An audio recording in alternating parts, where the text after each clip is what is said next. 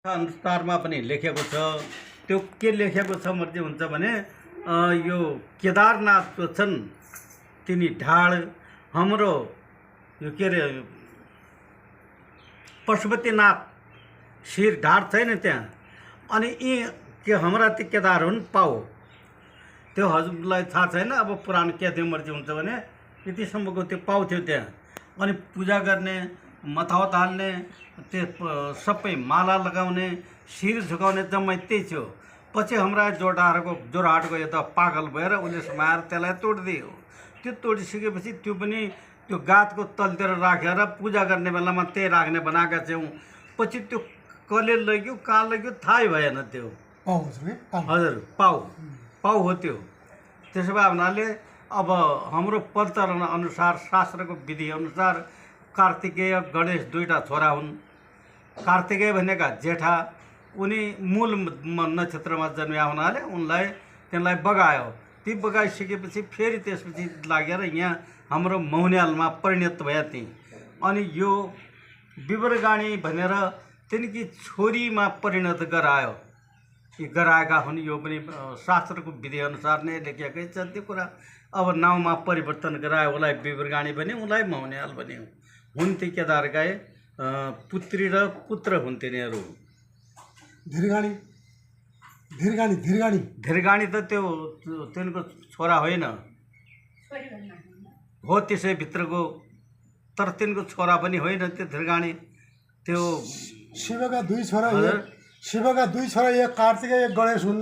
कार्तिकेय र गणेश जेठा कार्तिकेय। गणेशको उनको यहाँ कार्तिकेय भनेका त्यो मैले भने मौन्याल।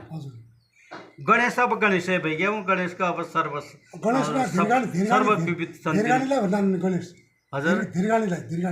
धीरगाणी पनि त्यसै गणेशभित्रै मान्दछन्। मान्न भनेर गणेशभित्रै भनेका छन्। तर त्यो शास्त्रमा कहीँ लेखेका छैन। मैले देखेन त्यो कहीँ। किनभने त्यहाँ शास्त्रका पाना हाल्नु पर्दा त्यो धीरगाणी जो छ शिवजीको छोरा भनेर मैले कहीँ भेटाएको छैन। तर किंवदन्ती अनुसार के भन्न छन् भने धीरगाणी पनि छोरा नै हो भनेर भन्न छन् तिनी। पूजा कहिले हुन्छ? पूजा कसको? केदारको पूजा त कार्तिक शुक्ल पक्ष चतुर्दशीका दिन हो भनौँ भने त्रयोदशीका दिन मेला लाग्ने। त्यति बेला अगाडि म के गर्थेँ भने मर्जी हुन्छ भने मेरो बुवाको पालामा, मेरा बाजेको पालामा, मेरो पालामा हामी 4 चोटि पुज्थ्यौँ त्यसलाई। कहिले वैशाख शुक्ल चतुर्दशी, अनि भाद्र शुक्ल चतुर्दशी, माघ शुक्ल चतुर्दशी, कार्तिक शुक्ल चतुर्दशीमा 4 फेला पुज्थ्यौँ त्यसै। पछि के अब गऱ्यो तिनीहरूले रे अब खालि कार्तिक महिना पुज्थे वैशाख भने। अब के भन्न लागेका छन् भने त्यो प्राचीन ग्रन्थ अनुसार जो छ वैशाखका महिना पनि हामी पुज्छौँ अनि 4 टाइम पुज्छौँ भनेर भन्न लागेका छन्। गर्ने के हुन अब थाहा छैन। त्यो मेरो पालामा त मैले 4 चोटि पुजे। हजुरको नाम बताइपछि नाम। हजुरको नाम? मेरो नाम बोधनारायण, पण्डित बोधनारायण पिनाडी। अब त्यति बेला अब ग्रन्थमा मैले भनेलाई नि हजुरसँग शिवपुराण भयो मुख्य कुरा। अनि यो अर्को हुन्छ एउटा लिङ्ग पुराण भन्ने हुन्छ, त्यसमा पनि त्यो देखिएन। शिवपुराणमा पनि देखिएन, पद्म पुराणमा पनि देखिएन, अनि यो स्कन्द पुराणमा पनि त्यो कुरा देखिएन। अनि यो के भन्ने श्रीमद् भागवतमा पनि त्यो देखिएन। तर किंवदन्ती अनुसार त्यो छ। पक्कै पनि भनिराखेका छन्। हो पनि होला पनि त्यस्तै होला। त्यो हजुर पुजारी गुरु होइन त्यहाँका? बिनाडी बाहुन पुजारी मेरा पुजारी मेरा बाजा तारानाथ हुन् पुराना। अनि त्यसपछि बुवा, त्यसपछि मैले पुजेँ। मेरा पछि भाइ सिद्धराज कान्छो माइलो हो त्यो पुजिराखेका छ। त्योभन्दा अगाडि हाम्रो पुर्खौँदेखि हाम्रा त इष्टदेव भनेका ती के कुलदेव भने पनि तिनी सबै त्यो हाम्रा घरमा केदारका भराण राखेका हुन्छन्। भोक्टानका चन्दहरू हजुरका जजमान हुन्। चन्दहरू हजुर त्यो त जै बेला बैतडीबाट आयो त्यही बेलाको के मर्जी हुन्छ भने बैतडीबाट जति बेला तिनी आया त्यही झापरदेव भन्ने तिनकासँग के आयो भने हुन्छ भने रिठातला जोइसी भन्ने एक सोनाली गोरो भन्यौँ। अनि सुनाली ल्वार बुढो भोल अनि त्यसपछि त्यो ढोटा तोला के भयो मर्ती हुन्छ भने त्यो ताली पड्यो अनि ढिठा तोलाले समाएर आफ्ना भान्जालाई बनायो अहिलेका हाम्रा जोशीजी छन् बमन गाउँका त्यसपछि ती पनि खड्क्याला भयो त्यसपछि आएर पछि खतेडीबाट ल्यायो ती पनि खड्क्याला भयो अब हाम्रो त प्रचलित पुर्खादेखि हामी केदारका पुजारी त्यसपछि ती सबै सकिसकेपछि अब तपाईँहरूका कुलदेवता भन्थे अब तपाईँ पुज्नुहोस् भनेर पछि हामीले पूजा हुन्थ्यो हाम्रा पनि 4-3 हुन् गोर्खा बसेका छन् एक अनि जो जोरहाट छन् ऊ त पहिलेदेखिका पुजारी हुन्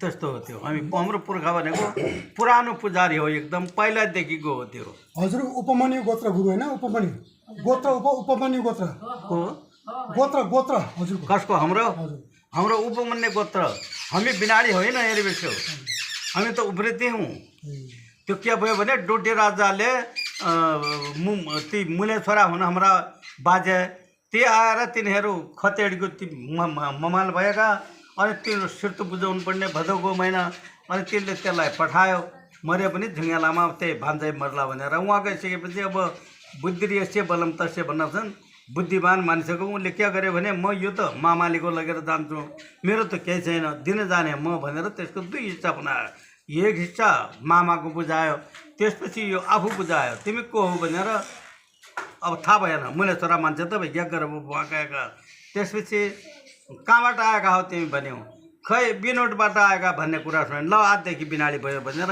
हामीलाई त्यो टुटी राजाले दियापत हो अर्को बैतडीबाट आएका झापरदेवका बुवा भानादेव भन्नान् भानादेव हजुर बैतडीबाट आएका भानादेव भन्नान् भानादेवका चेला झापरदेव भन्नान् क्या हुने हुन्छ या सुन्यो मैले कान सुन्दैन कान फुटे क्या बैतडीबाट आएका भानादेव भन्नान् भानादेवका छोरा झापरदेव बैतडीबाट आएका भानादेव भन्यो ए ती बैतडीबाट आएका त झापरदेव हुन् भानादेव रामदेव धामदेव झापरदेव उदयदेव यी हुन् अरे हो भानदेव पनि हुन् त्यसैभित्रका तर यहाँ आएका भनेका झापरदेव त्यसुसीले हजुरको हाम्रो यहाँ क्या छ भने उहाँ त्यहाँबाट आए झापरदेव भन्ने छ त्यहाँ त्यहीँ बसेका हुन् त त्यहीँ भानादेवका चेला झापरदेव भन्नान् त कसो हजुर भानादेवका चेला झापरदेव हुन् भन्नान् भानदेवका चेला झापरदेव भन्ने चलन छ उखान छ त्यो तर तिनका भाइ भनेका मैले हजुरसँग भने रामदेव धामदेव उदयदेव झापरदेव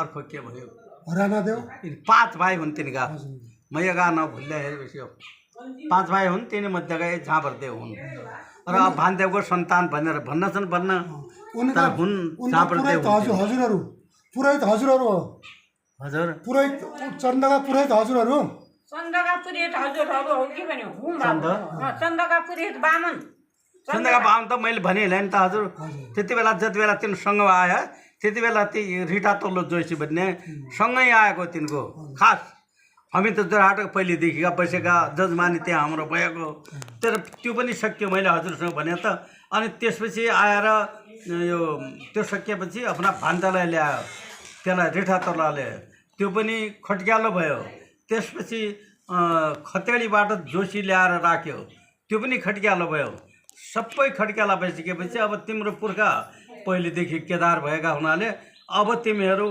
नै पुज यहाँ अब अरूबाट हुँदैन भन्ने सल्लाह गरेर अनि हाम्रो पुर्खालाई पुज्न लगाएको लाना उमेर कति भयो गुरुलाई कसम मेरो हजुर 86